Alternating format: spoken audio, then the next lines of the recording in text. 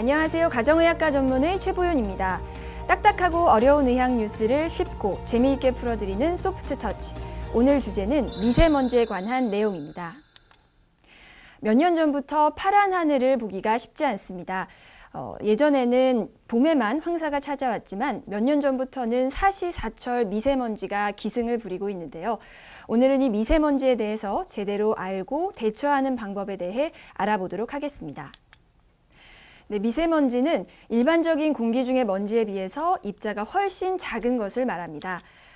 미세먼지는 그 입자의 크기에 따라서 PM10과 PM2.5로 구분이 되는데요. 여기서 PM은 파티큘러 미터의 약자입니다. PM10은 직경이 10마이크로미터 이하의 먼지를 말하고요. PM2.5는 직경이 2.5 마이크로미터 이하의 먼지로 초미세먼지라고 합니다. 그런데 여기서 10마이크로미터 그리고 2.5 마이크로미터가 어느 정도인지 상상이 안 되실 텐데요. 우리 사람의 머리카락이 대략 50 마이크로미터라고 하니까요. 10 마이크로미터는 머리카락의 5분의 1 정도로 굉장히 작은 크기를 말하고요.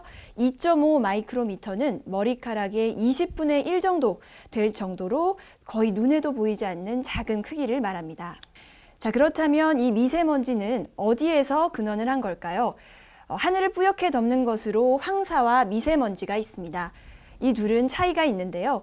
황사는 모래먼지가 대기 중에 퍼진 것이고 주성분은 칼슘이나 철분, 알루미늄이나 마그네슘 등의 토양 성분인데 반해서 미세먼지는 연료의 연소나 자동차 배기가스에서 배출이 되고요. 주성분은 황산염이나 질산염, 암모니아 등의 유해 물질이 포함되어 있습니다.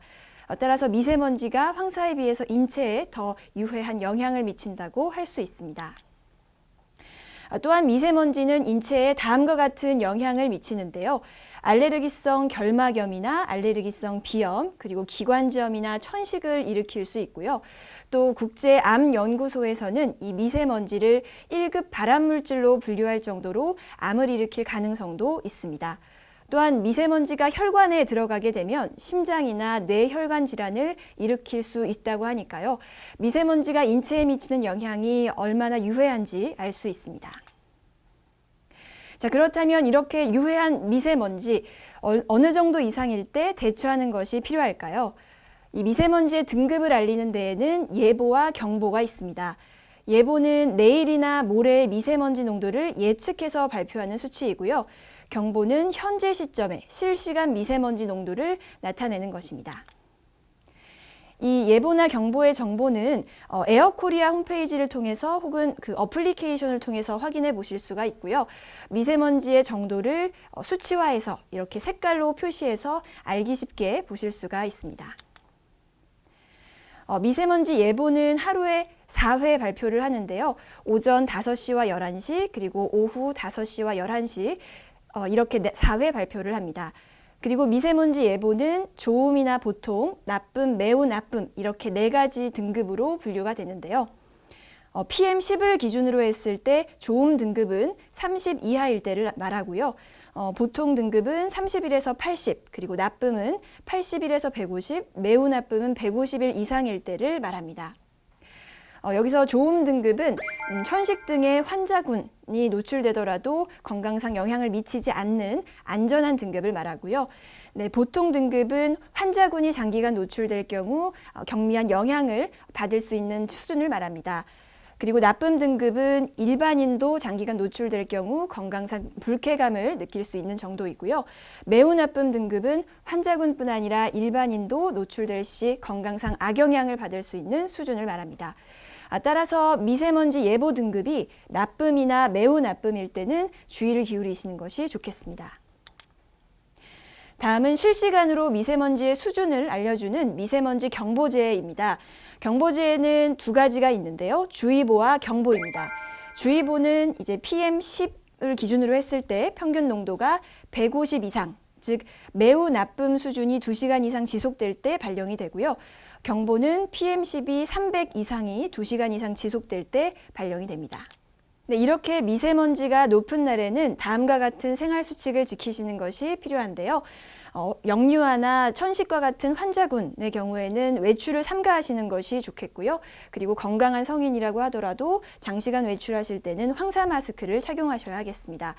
또 충분한 물을 섭취하고 외출 후에는 손과 얼굴을 깨끗이 씻어야 하겠고요. 과일, 채소를 드실 때는 충분히 씻어 먹는 것이 좋습니다. 여기서 황사 마스크는 검증된 마스크를 제대로 착용하는 것이 중요한데요. 황사 마스크는 제가 황사 마스크를 들고 왔는데 이렇게 의약 외품이나 식약청 허가 제품이라는 문구가 표시된 제품이 실제로 차단 효과가 있는 것입니다. 그리고 여기 황사 마스크에는 지금 KF80이라고 적혀 있는데요. 황사 마스크의 종류에는 이와 같이 KF80과 94, 99 세 가지 정도의 종류가 있습니다. 여기서 KF는 코리아 필터의 약자이고요. 뒤에 붙는 숫자는 미세먼지의 차단 정도를 나타내는데요.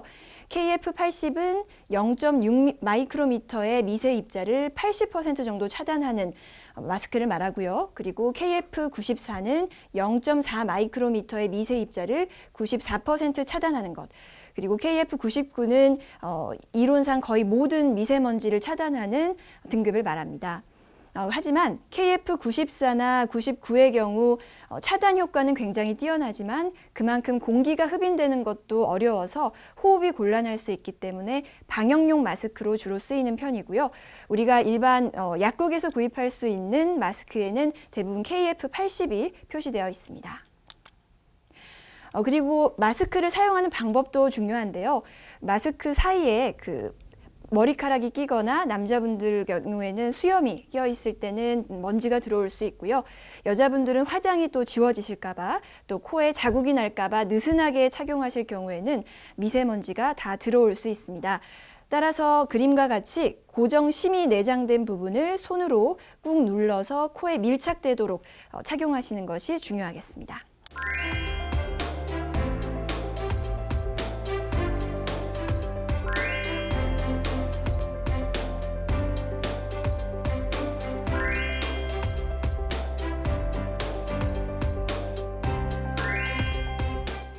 네, 오늘은 미세먼지에 대해서 알아봤는데요. 에어코리아 홈페이지를 통해서 미세먼지의 등급을 항상 확인하시는 것이 좋겠고요. 거기서 나쁨이나 매우 나쁨 등급일 경우에는 황사 마스크를 착용하시는 등의 주의가 필요하겠습니다. 네, 다음번에는 조금 더 새로운 주제를 가지고 찾아뵙도록 하겠습니다. 감사합니다.